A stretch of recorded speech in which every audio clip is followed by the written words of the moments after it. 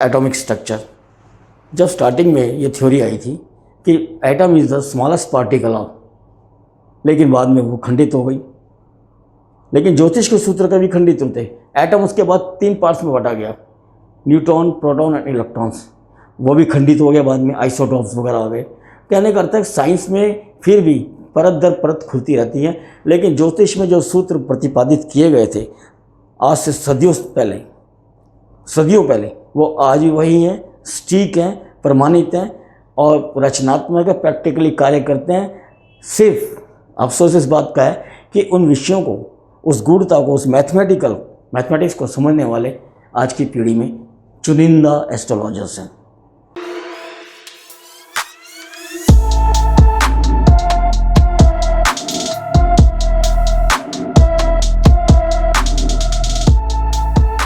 ज्योतिष सदियों से चला आ रहा एक ऐसा विषय है जो हमेशा विवादित रहा है। विवादित यानी क्रिटिक्स, इस पर टिप्पणियाँ होती रही हैं, लेकिन फिर भी आज तक, आदिकाल से वर्तमान काल तक ये अपना अस्तित्व बनाए हुए है। कहीं तो कुछ ना कुछ होगा ही जिसके कारण ये सदियों से चला आ रहा है, क्योंकि कोई भी चीज़ जिसका आधार ना हो वो इतने लंबे काल तक सर्वाइव नहीं कर सकती। खासकर आजकल के जो युवा वर्ग हैं, स्टूडेंट्स हैं या जो ही नौजवान लोग हैं, वो ज्योतिष को लेके कई तरह की प्रतिक्रियाएं व्यक्त करते हैं। उनका सहज विश्वास होता नहीं है उनके ऊपर, ज्योतिष के ऊपर, और होना भी नहीं चाहिए। क्यों? क्योंकि जिस चीज़ को कोई जानता ही नहीं, जिस विषय को मैं जानता ही नहीं, उस विषय में मैं कैसे यकीन कर लूँ और क्यों यकीन कर लूँ? ठीक है, ये हमारे संस्कारों में है और हमारे जो भी एक आम जीवन से जुड़ा हुआ विषय है, पर फिर भी आज की पीढ़ी से दूर भाग रही है। उसके कुछ तो कारण होंगे। उन्हीं को लक्षित करते हुए एक छोटा सा मैं आपको उदाहरण स्वरूप या एक प्रसंग सुनाता हूँ कि अभी हाल ही में एक बहुत ही मशहूर हस्ती, उसके यहाँ परिवार में किसी बच्चे ने जन्म लेना था। उन्होंने क्या किया, डॉक्टर से सलाह ली और जो भी सो कॉल आचार्य जी थे, पंडित आदि थे, उनसे एक बहुत ही अच्छा लगन मतलब जिसे आप मुहूर्त का नाम सुना होगा, एक अच्छा मुहूर्त निकाला जाता है दुकान के लिए, ताकि दुकान हमारी अच्छी चले, हमारा बिजनेस अच्छा चले। इसी प्रकार जब जन्म लेता मनुष्य तो एक विशिष्ट लगन, एक विशिष्ट काल के एक खंड में, एक विशिष्ट स्पेसिफाइज टाइम जोन में पैदा होता है। वो हम नहीं निर्धारित कर सकते, वो बाय डिफ़ॉल्ट ही होता है। लेकिन फिर भी कुछ प्रयोग ऐसे हो रहे हैं कि भाई आओ हम ये वाला समय निश्चित करें, इसमें जो बच्चा पैदा होगा उसके अंदर ये खूबियाँ होंगी, वो खूबियाँ होंगी, वो खूबियाँ होंगी। लेकिन क्या सचमुच ऐसा हो सकता है? और यदि ऐसा हो ही सकता है तो फिर जन्म कुंडली का क्या अर्थ है? तो इस चीज़ को हम कैसे समझ सकते हैं, इसके लिए छोटा सा ये आज का ये प्रसंग, आज का ये सत्र आप गौर से सुनिए, से 2-4 मिनट लगेंगे। आपने देखा होगा कछुए, उनकी पृष्ठभूमि पे उनके जो कवच होता है उस पर तरह तरह की लाइनिंग्स होती हैं। उन लाइनिंग्स के आधार पे उनकी कितनी आयु है इसको गिना जा सकता है। अब आज ये पेड़ों के जो कटाव होते हैं, ठीक है, जो तना होता है उसको काटा जाता है, तो उसके अंदर भी आपको रिंग्स नज़र आती हैं जिनको कैम्बियम रिंग्स बोलते हैं।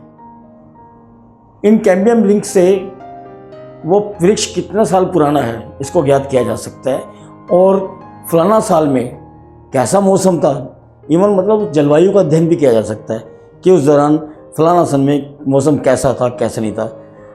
कैम्बियम रिंग्स की लंबाई, चौड़ाई से, मोटाई से पता चल जाता है इन चीज़ों का।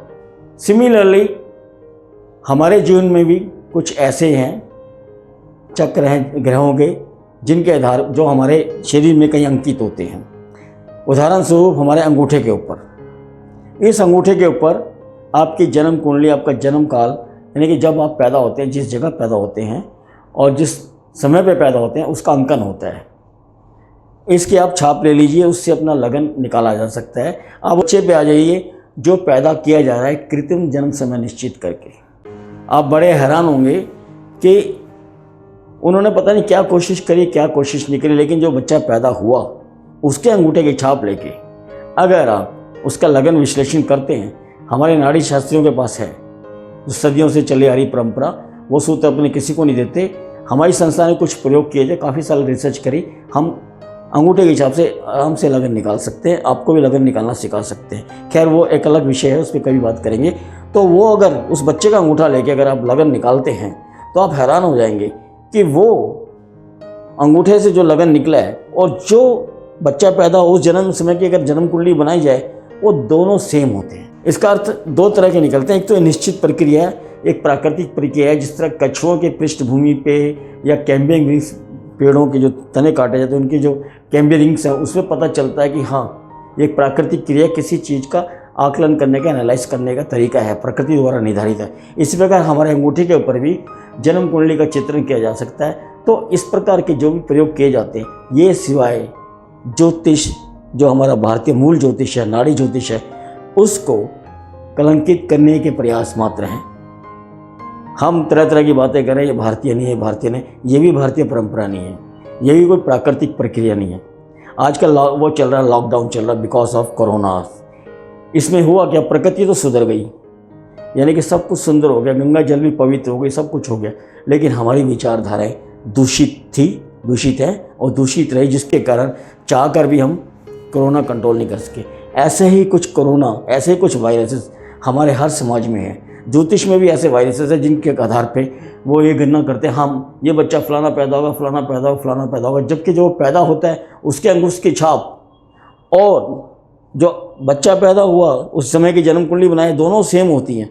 इसका अर्थ है ज्योतिष का अस्तित्व तो है, ज्योतिष का कोई वजूद है, शेष क्या है उसको सही समझने वाला और सही समझाने वाला होना चाहिए। ऐश्वर्य है, सुंदर है, नहीं, वो सुंदर है, उसका शरीर मुख सुंदर है, लेकिन जब उसकी जो एक अदा है, जो प्रेजेंटेशन वो देती है, दूसरा एक फोटोग्राफर जो उस प्रेजेंटेशन को कैप्चर करता है, इन 2-3 फैक्टर्स के कारण ही उसकी फिल्म हो या उसकी कोई मॉडलिंग हो वो खूबसूरत बनती है। सिर्फ एक फैक्ट से कुछ नहीं बनती। इसी प्रकार ये हम 3 तत्व इसमें लेते, जन्म समय, जन्म स्थान और जन्म तिथि, इन तीनों को लेते हुए जो हमारी मूल भारतीय परंपरा, मूल भारतीय सिद्धांत हैं, उनको लेते हुए अगर विश्लेषण करते हैं तो आपके जीवन की एक एक घटनाएं निकल जाएंगी। कैसे, किस प्रकार, यदि इसको आप समझना चाहते हैं तो आप हमारे चैनल को आज सब्सक्राइब करें। इसके अलावा आप हमारे pawanchandra.com पे भी क्लिक करके हमारे आने वाले अन्य प्रोग्रामों को देख सकते हैं। आपका भी कोई सवाल हो, चाहे आज के आधुनिक विज्ञान का biology, physiology, anything, any subject, उसको हम को रीड करते हुए आपकी जन्म कुंडली से उसको अच्छी तरह विश्लेषण कर सकते हैं।